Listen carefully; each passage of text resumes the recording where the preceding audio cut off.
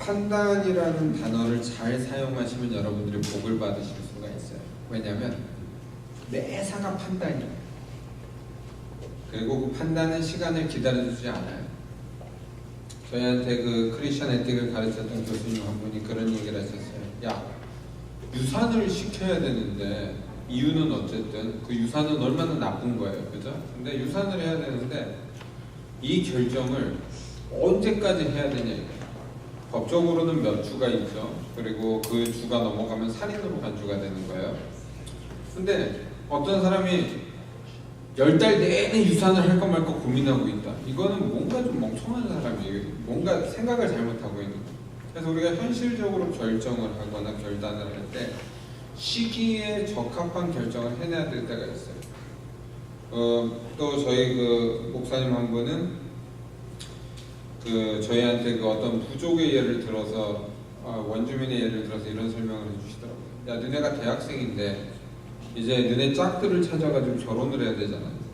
근데 그 부족은 청년이 되면은 옥수수 밭을 통과시킨다는 거예요. 옥수수가 이렇게 커가지고 아무것도 안 보여요, 들어가면은. 근데 딱 끝나고 나왔을 때 잡은 옥수수 중에서 제일 큰 옥수수를 가진 사람이 추장의 딸과 결혼을 한다. 근데 추장의 딸하고 결혼을 하면 팔자 고치는 거 아니에요? 우리말로 말하면 이제 뭐 삼성 재벌집에 들어가거나 뭐 현대에 들어가거나 하다못해 정 안 돼도 우리 문재인 대통령 딸을 결혼한다는 건 어쨌든 팔자를 고치는 거예요. 막 끝나고 났는데 절반 이상의 토인들의 그 손에는 아무것도 들려져 있지 않대요. 왜? 어디 더 큰 게 있겠지 이러고 기어나와. 여러분의 결정이라는 것은 이렇게 중요해요. 사람이 살면서 누구를 만나고 헤어지고 어떤 일로 그런 일들이 벌어지고 또 내가 어떤 직업을 결정하고 무엇을 공부하기로 결정하고 그런 것들이 순간순간 진행될 때 여러분이 성경에서는 판단을 하라, 판단을 하지 말아라 이런 말들로 번역이 되어 있다 보니까 많은 크리스천들이 헷갈려해요. 판단을 할 때는 어떻게 해요? 판단하지 말아라. 판단을 안 해야 될 때는 어떻게 해야 돼요? 판단하라고 하지 않았냐. 우리 배달의 민족은 항상 이렇게 뭔가를 반대로 생각하는 버릇이 있어서 우리 전통 이야기 중에 청개구리 이야기가 우리의 심금을 울리잖아요. 그죠? 엄마가 절대로 물이 흐르는 곳에다 나를 묻지 말아라. 하도 자식이 말을 안 들으니까 이러면 절대로 거기다 묻지 않겠지. 그랬더니 마지막에 아들이 딱 이렇게 회개를 하면서 엄마의 마지막 손을 들어줘야 되겠다. 그래가지고 엄마의 묘자들을 물 흐르는 데다가 딱 물이 흐를 때마다 깨골 울면서 언제 와닿는 이유가 뭘까요? 우리 안에 있는 정서가 맨날 뭔가를 의심하고 반하고 잘못된 가치관으로 무장하고 있기 때문에 우리는 늘 실수를 할 수 있겠구나라는 거에 자꾸 이렇게 마음이 열려요. 제가 미국 그 교단에서 일을 하고 신학교에서 공부를 할 때 가장 힘들었던 게 뭐냐면 이 여자 목사들이 저는 여자 목사를 지지하거든요. 저는 그 여자들이 목사를 해야 되는 거에 대해서 별로 의심이 없어요. 근데 성경적으로만 보면은 뭔가 좀 이렇게 걸리는 게 있어요. 사도 바울이 하도 이렇게 제안을 해놔가지고. 근데 실제로 만나가지고 일을 하다 보면은 이 여자 목사들이 이모션이 강해요. 그러다 보니까 맨날 눈물 조금 흘리면 남자들 마음이 약해져요.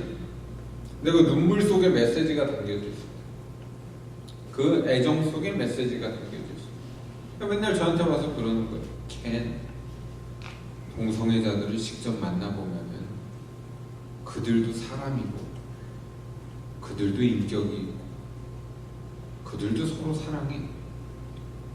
그걸 누가 몰라요. 나도 내 친구 절반이 동성애자인데 그거 모르겠어요. 저희 신학교 절반이 동성애 지지자인데. 근데 그럼에도 불구하고 판단이라는 단어가 나올 때는 우리는 어디에 이 판단의 근거를 둘 거냐라는 거죠. 말씀에 두고 판단한다는 거죠. 그러면 말씀에 두고 판단을 해서 어떤 사람이 이건 절대로 안 돼. 요즘 동성애가 하도 이렇게 이슈가 되니까 우리가 많이 조심스럽잖아요. 제가 그 주제를 바꿔볼게요. 자, 여기 목사님이 전화기를 놔뒀는데 이거를 가져가면 안 돼. 딱 했어요. 근데 주아가 살금살금 그럼 와가지고 이러고 있어요. 혼자 주아를 이렇게 몇 년 지켜본 결과 하면은 이미 마음이 정해졌어요. 오 주여 나의 마음이 주께로 정해졌사오니 이러고 끝난 거예요. 근데 여기 자꾸 보고 있어요. 그러면 야 주하야 너는 저리로 가. 이게 옳겠냐면 여러분들의 모든 판단에 있어서 사람에게 모욕을 주거나 무례하거나 이런 행동은 금기되어 있다는 걸 아셔야 돼요. 하다못하게 동성애라는 주제가 되더라도 여러분 동성애자들을 멸시하자라는 게 아니에요. 절대로 그게 아니에요. 모든 사람이 죄에 빠져 있는데 그 죄를 회개하고 돌아오면 구원받는다는 것은 동성애자들에게도 열려 있다는 걸 아셔야 돼요. 단 죄를 죄라고 주장하는 한 안 된다라고 우리는 우기고 서는 거예요. 그러다 보니까 교회 안으로 이런 사람들이 자꾸 들어와가지고 문제를 일으키고 있는 게 자금의 현실이라는 거죠. 그리고 교인들은 판단이 흐트러지는 거예요. 어제 나 숙제를 빌려준 애가 동성애자인데 얼마나 친절해.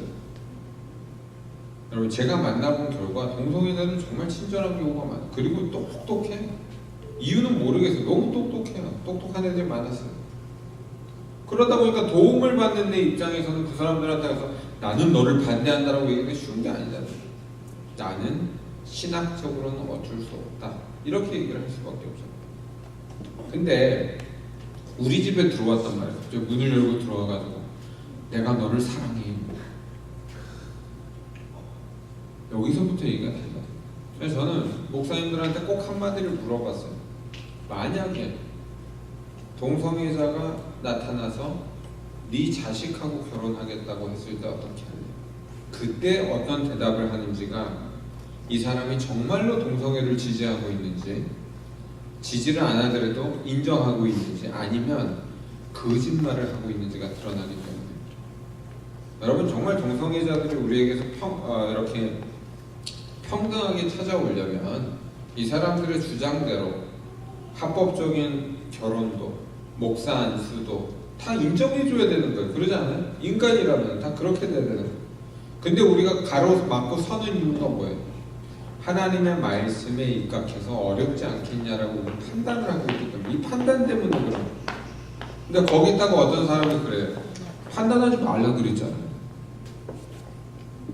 여기서부터 여러분들이 헷갈리게 되면은 인생의 모든 것이 판단하지 말라가 되거든요. 여러분 용서하고 사랑해야 되니까는 다 용서하고 사랑해야 돼요. 그러면 이 사람이 계속 주장하는 건 용서와 사랑인데 당장 이 나라의 역사를 통해서 한번 얘기해보죠. 당장 일본군이 쳐들어와가지고 저 하와이에다가 폭탄을 퍼붓고 있고 막 자살을 하면서 막 배를 부수고 있어요. 그때 누가 가가지고 용서하고 사랑해야 되라고 할 수 있어요? 그건 바보 같은 소리예요. 일단은 뭐를 해야 돼요? 이 내셔널 크라이시스란 말. 일단은 싸워야 돼요. 지금은 전쟁을 해서 수습을 해야 될 텐데.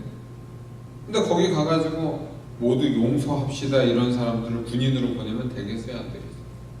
안 된다래요. 여러분들이 처해 있는 위치가 어딘지가 되게 중요하다는 거예요. 이 교회라는 베이스를 어떤 사람은 일반 사회랑 별 차이 없이 생각을 하는 거예요. 그러니까 이 일반 사회에서 일어나야 되는 게 교회에서 다 일어나야 되는 거예요. 오늘 사도 바울은 교회를 구별해버리는 거예요. 고린도인이라 그러면은 여러분 고린도가 제가 상업도시다라고 얘기를 했고 여러 가지 설명을 해드렸잖아요. 근데 고린도인들에게 사도 바울이 지금 제일 강조하고 있는 나쁜 행동들 중에 하나가 음란이에요. 음란. 이게 상업이 발달하고 유명한 도시가 되고 돈이 많고 뭐 이러면 어떻게 돼요? 사람들이 음란한 문화에 적게 돼 있는 거예요. 그래서 이 당시 고린도인이다 그러면은 무조건 음란이 먼저 나와도 어색하지가 않아서 실제로 역사적인 기록에 보면은 고린티안이라는 단어 자체가 음란한 사람들이라고 표현했던 적이 있어요. 아유, 저 음란한 사람들은 고린도 사람들이야 이래버려요. 오늘 첫 번째 케이스가 나와요. 아버지의 아내랑 음행을 했다. 우리 애들이 알아들을까봐 겁나는 얘기예요, 그죠? 근데 아버지의 아내를 음행을 했다 그러려면 이게 누구예요? 아버지 아내가 누구예요?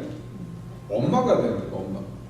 그러면 실제로 이제 지금부터 제가 하는 설교는 이제 제가 리서치를 할 시간이 없어가지고 성서학당 CBS에서 했던 저희 옛날 목사님이셨던 송태근 목사님의 설교를 기반으로 해가지고 제가 좀 조사를 했는데 실제로 이분들의 주장에 입각하면은 친부모는 아닐 거다라고 이제 표현을 하는 거예요. 왜냐면 엄마라는 단어는 따로 있다라는 거죠. 그럼 아버지의 아내가 되려면 보통 어떤 경우여야 되냐면 사별을 한 사람의 재혼을 한 아내이든가 뭐 이런 케이스가 나와야 되는 거죠. 그래서 이제 추적을 하다 보니까 어떻게 이런 불경건한 일들이 가능했을까라고 했을 때 여러분 이게 다른 각도가 있더라고요. 그냥 그 행동 자체만 보면은 우리가 당연히 그거는 안 되는 거예요. 그죠? 근데 그 당시에 지금처럼 그 유산 상속에 대한 법이 있었나 봐요. 그래서 이 송태원 목사님 설교를 가만 들어보니까 가능성 있는 것 중에 하나가 남자가 다른 여자랑 결혼을 해버리면 자식들한테 가야 될 유산이 그 여자한테 가버려요. 그래서 자식들이 받아야 될 유산이 가장 적어져. 여러분 이런 거 생각하실 때 좀 근심되시는 분이 있으세요? 제 주변엔 이런 분들이 계세요. 근데 그분들한테 가가지고 야 그럼 돈이 뭐가 중요해, 사랑하면 그냥 같이 살고 결혼하고 그러는 거지 라고 이야기를 해줘야 되는데 저희 교회에 이런 분이 계셨는데 제가 그런 얘기를 쉽게 못했어요. 저는 했어요 물론.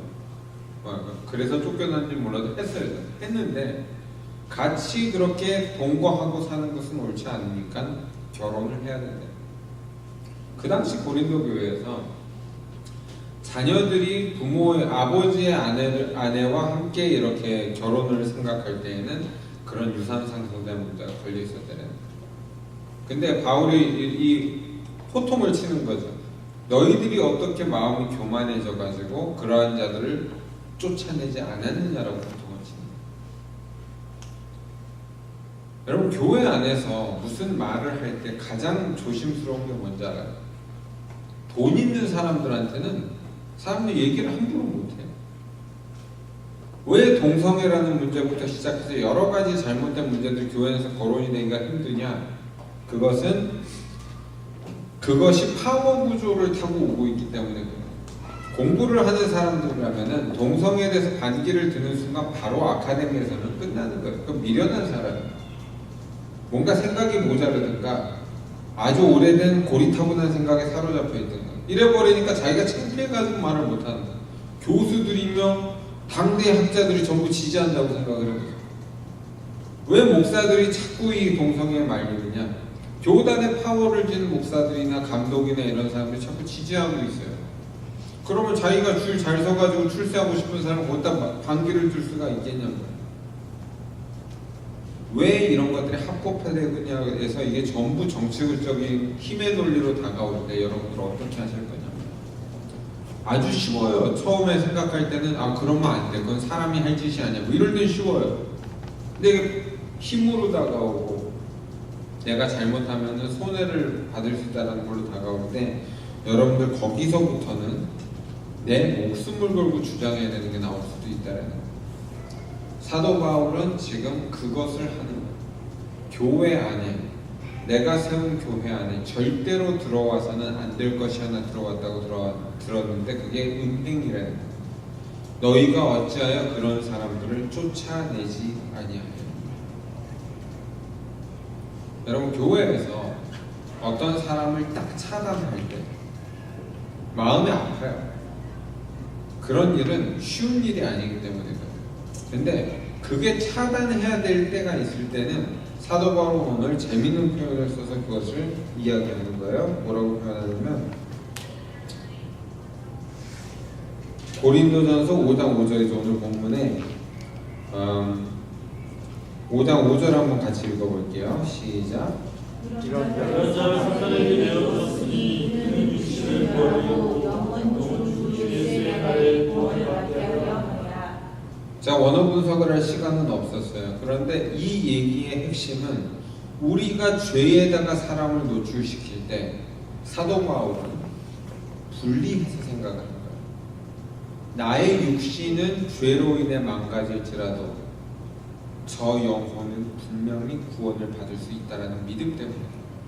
여러분, 교회가 무언가를 이야기할 때 듣기 좋은 소리를 말하고요. 그래서 행복하게 사세요, 축복합니다, 안아주고 허구하고 이러고 가다 보면은 어떤 일이 벌어지냐면 기준이 없어지는 거예요. 예수님이 가르치고자 했던 그 기준이 무너져버린 교회라는 데서의 사랑은 교회를 타락시켜버리고 마는 거에 불과하다는 거예요. 첫 번째가 음행이에요. 음행은 절대로 용납될 수가 없는 거예요. 근데 여러분, 음행하는 사람을 다 차단해버려요. 여러분들 관계에서. 그러면 다 차단되는 거예요. 심지어 자기 자신도 차단해야 될 사람이 여기 앉아있을 거예요. 그러다 보니까 사도 바울이 뭐라 그러냐면 교회 바깥에서까지 그러면 너희들은 이 지구를 떠나야 된다. 우리 김병조 씨가 맨날 그래서 지구를 떠나거라. 네, 여러분들이 이 생각을 잘못해버리면 이 세상에 사는 날 동안에 사귈 사람이 아무도 없어요. 그러니까 이런 단절된 사람을 만들려는 게 이 가르침이 아니에요. 세상에서는 그 사람들을 피할 수 없으니까 오케이. 그러나 너희들이 모여있는 교회 안에서만큼은 그런 사람을 용납하지 말라는 거예요. 여러분, 우리가 우리의 자녀들을 대하고 남의 자녀들을 대할 때 제가 보면은 이 한국인들은 티가 팍팍 나요. 어디서 나냐? 남의 자녀가 문제를 일으키면 어떻게 해요? 미운 놈 떡 하나 더 주는 거예요. 가가지고 막 안아주고 기뻐해요. 막 좋아해요. 자기 자식이 그러고 있으면 어떻게 해요? 가가지고 빡 때려요. 그럼 이거 뭐 하는 짓이에요? 남의 새끼는 잘못돼도 되고 지 새끼는 잘못되면 안 된다라는 이 이기적인 가치관을 갖고 살고 있는 거예요. 비겁한 거죠. 이기적인. 하나님의 말씀이 선포되는 이 교회 안에서는 모든 교육과 기준이 동일해야 된다는 거예요. 그래서 이 교회 안에서 할 수 없는 행동들이 있는데 그 중에 하나가 음행이라고 사도 바울은 못을 받고 있는 거예요. 그리고 어떤 사람들을 교회 안에 들이지 말라라고 했을 때 우리 동학교회가 여러 번 갈등하고 이렇게 힘들어했던 그 대목들이 나와요. 술 취한 사람은 받아들이지 않는다는 거예요. 그러니까 얼마나 우리가 이거 갖고 힘들었어요. 우리는 사랑하는데 예배당 와서 술을 마시고 모임에 와서 술을 마시고 얼마나 힘들었냐면 나가는 그 순간까지 우리가 잘못하고 힘들어하고 그랬었어요. 그러나 아무리 어려운 과정에 있고 우리가 사랑하는 마음을 놓치지 않는다 그래도 교회 안에서 안 되는 건 안 되는 거예요. 그럼 자기밖에 모르는 이기적인 사람들, 탐심이 가득한 사람들. 사도 바울은 애초에 교회에 발도 못 들어오게 막으려 했는 거예요. 근데 우리는 어떻게 생각해요? 교회를 통해서 그런 사람들이 바뀌기를 원하잖아요. 교회라는 곳이 다 열려서 그런 사람들이 일단 들어온 다음에 성령께서 임재하셔가지고 뭔가 변화시키기를 원하시잖아요. 그런 가운데서 뭐가 빠져 있어요? 여러분의 가르침이 빠져 있잖아요.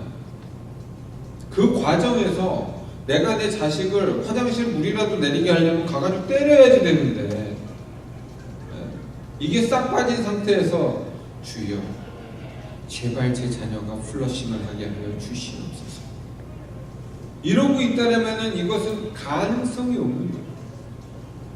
교회라는 것은 철저하게 원칙을 가르치고 그 원칙에 서는 거예요.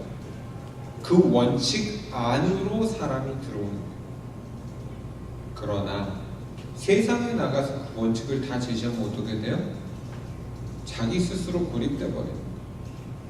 그래서 오늘 사도 바울은 10절에 보시면은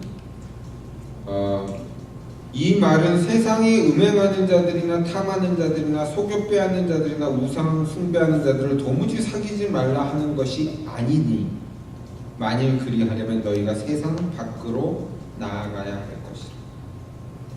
그러면서 가르치는 거예요. 그러나 만일 그런 사람들이 너희 안으로 들어오거든 내어 쫓으라고. 여러분 클리어하세요 이제는? 교회가 어떤 모습으로 하나님 앞에 서 있어야 되는지에 대해서 클리어하시냐고. 왜 우리가 교회 안에서 하는 말과 교회 밖에서 하는 말이 조금 달라야 되는지가 조금 이해가 가시냐고. 우리는 그것을 헷갈려 하고 있기 때문에 질서가 잡히지 않고 경건이 잡히지 않고 교회가 흔들리는 일을 당하게 되는 거예요. 여러분 돈 있는 사람들이 교회에 왔어요. 얼마나 중요해. 저도 월급 한번 받아보는 목사 되고 싶어요. 그러면 누가 와서 11조만 제대로 하면 끝나. 여기 있는 우리 김영남 목사님은 갑자기 막 재벌이 돼가지고요. 한 달에 1,000만 불씩 버는데 11조가 100만 불씩 들어와요. 할렐루야. 근데 갑자기 목사님은 그러는 거예요. 저는 동성애자들을 사랑하기로 결심했습니다. 네. 그러면 이제 목사는 힘들잖아요. 와, 이 100만 불이 빠져나가면 이제 우리 가족 굶어 죽는. 사도 바울을 논할 때 많은 사람들이 못생긴 건 좀 알지만 싱글일 거라고 생각을 하잖아요. 근데 이 송태곤 목사님 강의를 듣다 보니까 많은 학자들이 바울은 결혼을 했었을 것이다라고 반대로 얘기를 하고 있어요. 그 이유가 뭐냐면 바울은 유대교 랍비였단 말이에요. 랍비는 결혼을 하지 않으면 랍비의 권위를 주지 않는다라는 거예요. 사도 바울은 아마 사별을 했거나 이혼을 했거나 둘 중에 하나일 것이다라고 이제 간주를 하는 거예요. 저희 목사들이 이렇게 살면서 세상의 잡을 잡고 이렇게 해나갈 때 이거를 그 유대교의 관점에서 보면은 권장사항이라고 이야기를 하는 거예요. 그 이유가 뭐냐면 랍비들은 절대로 하나님의 말씀을 가르치고 돈을 요구하지 못하게 돼 있어요. 여러분 이거는 동의가 되시죠? 여기 있는 목사가 자꾸 설교했으니까 나 돈 좀 주시죠. 여러분 그 정말 짜증나잖아요. 추접한 거예요. 교회에서 목사님 열심히 설교하고 월급 주는 거하고는 전혀 다른 차원이잖아요. 그러다 보니까 이 랍비들이 경건함을 유지하기 위해서 뭐를 그 권장을 받았냐면 전문가적인 기술을 하나씩 갖고 있어야 해요. 그래서 사도 바울이 천막을 지는 그 텐트 메이킹을 했던 그 철학이 이 유대교의 관점에서 보면은 당연했던 거예요. 그러니까 여러분들이 복음을 들고 세상에 나갔을 때 그것으로 인해서 내게 불이익이 온다. 그것을 감당하실 수 있는 전문성을 가지고 계시는 건 중요하다는 거예요. 왜? 그 전문성에서조차 밀려버리면 돈 몇 푼에 타협을 하는 일들이 벌어지게 돼요. 내가 어디 가도 밥은 굶어 죽지 않겠다라고 각오를 해야 안식일도 거룩하게 지키고 술자리도 피하고 음행도 피하고 이러면서 살 수가 있는 거지. 그것을 전부 내가 타협하고 나서 자식을 먹이기 위해서는 어쩔 수 없었다. 이런 정도로는 경건을 유지할 수가 없기 때문에 그래요. 그래서 여러분들 어떻게 이러한 것들을 가지고 판단을 진행할 수 있는지에 대해서 판단의 근거는 이미 명확하게 사도 바울이 내고 있어요. 음행하는 자, 탐하는 자, 남에게 속여가지고 무엇을 빼앗는 사람들, 이런 사람들은 교회 안으로 들어오지 말라는 거예요. 사실 술 취하는 사람.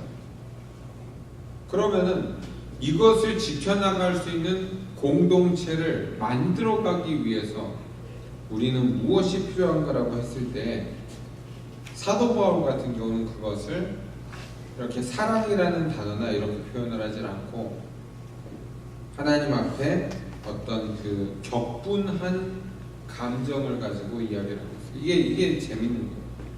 여러분 누군가를 사랑을 했어요. 근데 헤어져야 돼. 여러분 이게 우리 인생이 몇 번이나 반복되잖아요. 그죠?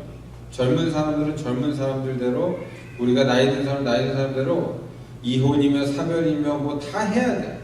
근데 여러분 그때마다 느끼는 감정이 뭐예요? 여기서 가슴 아프지만 쿨하게 잘 가. 저희 와이프가 이제 드디어 사랑하는 사람을 만났어요. 이러고 저한테 왔어요. 그래 축하해. 잘 가. 그동안 나를 사랑해줘서 너무나 고마워. 뭐 이런 분들 있어요? 화가 날 대로 나야 정상인 거예요. 왜 화가 날 대로 나는 게 정상이에요? 내가 사랑했기 때문에. 여러분 이걸 아셔야 돼요. 내가 가진 분노가 누구를 죽이고 싶은 이 분노가 미워서 나오는 게 아니라 내가 사랑했기 때문에 나오는 거예요. 이거를 뭐라고 그래요? 영어로? 질투라고 그래요. 질로사라고. 질로사. 하나님께서 질투의 하나님이라고 이야기를 하실 때 여러분 우리가 잘못된 길로 걸어가고 잘못된 가치관을 얘기하고 잘못된 종교에 빠지고 잘못된 문화로 타락해 있을 때 하나님의 거룩한 분노가 내게 오냔 말이에요. 그런 사람들을 봤을 때 화가 나야 돼요. 사람한테 화가 나는 게 아니에요. 저 사람의 영혼을 놓치는 거에 대해서 거룩한 분노가 있어야 된단 말이에요. 근데 우리 코리안들 어때요? 거룩한 분노는 무슨 쌩 까고 가버리는 게 우리의 문화예요. 아마 나라가 함몰해도 내 가족만 지키겠다는 사람들도 많을 겁니다.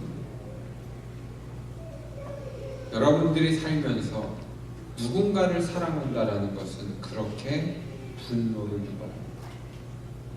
하나님께서 여러분들에게 다가오실 때에도 뭔가 잘못했을 때는 매를 드실 수도 있습니다. 그러나 그것은 미워서 그런 게 아니라는 거예요. 사랑하기 때문에. 너무나 사랑하기 때문에 폭풍도 보내시고 너무나 사랑하기 때문에 전쟁도 치루시게 하셔야 돼요. 왜? 회개하고 돌아와야지만 사는데 방법이 없습니까? 여러분들이 살면서 이 거룩한 분노를 갖고 사람을 대하시다 보면 이게 내가 사람을 미워하는 분노하고 구별이 된다는 걸 아셔야 돼요. 정말 분한 거예요. 제 친구가 예수 믿지 않고 죽은 적이 한 번 있는데 가슴이 얼마나 분한지 기회를 놓쳤습니다. 넉놓고 있었고요. 돈이 많은 친구라 걱정 안 하고 언젠가는 뭐 돌아오겠지 하고 친구 관계만 유지하고 있었는데 시간을 놓쳤고 그럼 분한 거예요. 제가 벽을 치면서 울었어요. 똑똑했던 친구가 자살을 했어요. 분한 거예요. 저 현장에 내가 있었으면 바꿀 수도 있었던 거예요. 여러분 한순간 한순간 여러분 안에 분노가 있으셔야 돼요. 누가 나한테 잘못해가지고 열받아서 분한 거 말고요. 이 세상을 망쳐가는 사단의 공격에 대해서 거룩한 분노를 품고 있으셔야 된다는 거예요. 단순한 도덕적인 논리의 싸움이 아니라는 거예요. 사도 바울이 지금 고린도 교인한테 말하려고 하는 것이 너희들이 이러한 것들을 구별하고 쳐내는 것은 너희들의 일이다. 내가 가가지고 너희들의 공력을 테스트할 건데 그때까지 정신 차리고 끊어내라는 거야. 이기적인 기복주의 신앙으로 도달할 수 없는 거예요. 뭔가를 세상에서 가져보고 싶은 탐심으로는 도달할 수가 없는 거예요. 아무리 여러분들이 기도를 열심히 하고 말씀을 읽고 막 경건에 힘쓴다 그래도 그 마음의 중심이 나 잘되고 보자라는 데 있는 한은 전혀 갈 수가 없는 경지를 말하는 거예요. 여러분은 하나님의 나라를 대변하고 그 하나님 나라의 가치관을 진리를 수호해야 될 의무를 가진 주님의 군사라고 여러분들 다시 정의를 내리실 때에 이게 가능하신 싸움이 되는 거예요. 그러므로 교회는 어느 순간에는 판단을 해야 돼요. 그러나 그것이 사람을 정죄하는 판단이 아니라는 거예요. 여러분 동성애가 잘못됐다고 동성애자들은 교회에 발도 못 붙이라는 얘기는 아니에요. 단 우리 교회에 들어오는 한 동성애는 잘못된 거예요. 내가 음행을 하고 음란한 생각을 한다 그래서 너 교회 이제부터 못와 이런 바보 같은 말을 하는 게 아니야.